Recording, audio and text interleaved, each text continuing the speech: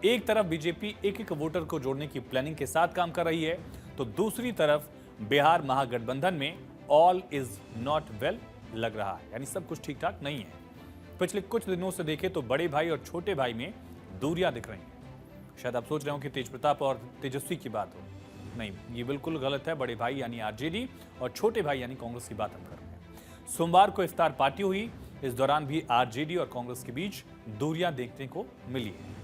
दरअसल बिहार में राजनीतिक दलों द्वारा दावत इफ्तार आयोजित करने की परंपरा इस वर्ष भी लगातार जारी है। नीतीश ने दावत दी, इफ्तार पार्टी दी, अब लालू यादव की तरफ से भी इसका आयोजन किया गया और इस पार्टी में कांग्रेस के एक दो विधायक को छोड़कर बाकी सभी दिग्गज गायब रहे।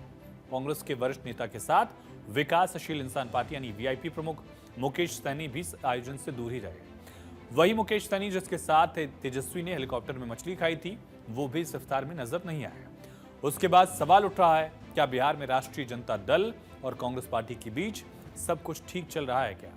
सियासी पंडितों का मानना है कि बिहार में महागठबंधन की राजनीति लंबे समय से लालू प्रसाद यादव के इर्द गिर्द घूमती रही है। हालांकि कांग्रेस अब राज्य में अपने संगठनात्मक ढांचे को मजबूत करने पर ध्यान केंद्रित कर रही है, तो शायद इस आयोजन से उसके नेतृत्व की अनुपस्थिति की वजह हो सकती है।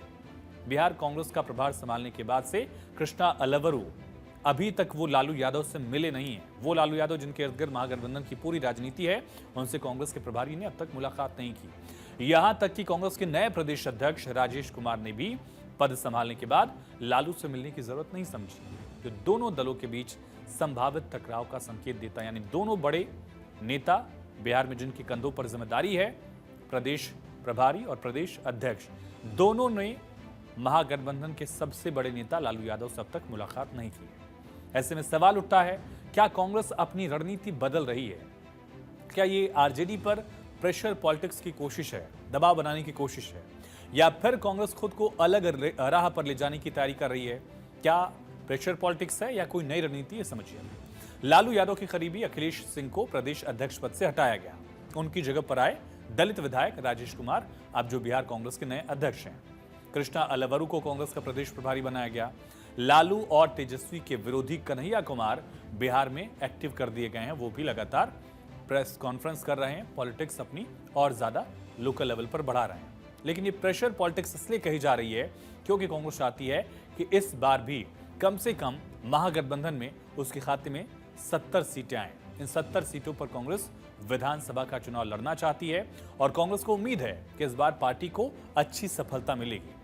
यही वजह है कि कांग्रेस अभी से दबाव वाली सियासत को शुरू कर चुकी है। यानी चुनाव में 6 से 7 महीने का वक्त है, लेकिन अभी से ही कांग्रेस महागठबंधन में अपनी पकड़ को और मजबूत करना चाहती है और साथ ही प्रेशर पॉलिटिक्स के जरिए अपना सीट शेयरिंग का फॉर्मूला भी बनाए रखना चाहती है।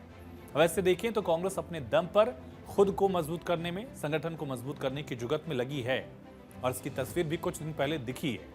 बिहार कांग्रेस प्रभारी कृष्णा अलवरू ने कहा था, बिहार में कांग्रेस ए टीम बनकर लड़ेगी। अब इसी तरह के सुर कांग्रेस के मीडिया और पब्लिसिटी डिपार्टमेंट के चेयरमैन पवन खेड़ा ने मिलाया है। कांग्रेस को इस देश में कभी इग्नोर कर सकते हो? इतनी पुरानी पार्टी, हर गली में जिसका एक ना एक सपोर्टर बैठा है, हर घर में एक सपोर्टर बैठा है, हम तो ये कहेंगे। ऐसी पार्टी को कोई इग्नोर कर सकते हो? हालांकि पवन खेड़ा ने बात 23 मार्च को कही थी। इसी के बाद जब पूछा गया कि क्या आगामी चुनाव में वो अकेले चुनाव लड़ने पर विचार कर रही है, यानी कांग्रेस अकेले लड़ना चाहती है, पवन खेड़ा इस सवाल को टाल गया। इससे भी संकेत मिलते हैं कि बिहार में कांग्रेस और आरजेडी के बीच सब कुछ ठीक नहीं चल रहा, वरना ये कह सकते थे कि नहीं, हम आरजेडी के साथ ही जाएंगे। उन्होंने इसका जिक्र नहीं किया।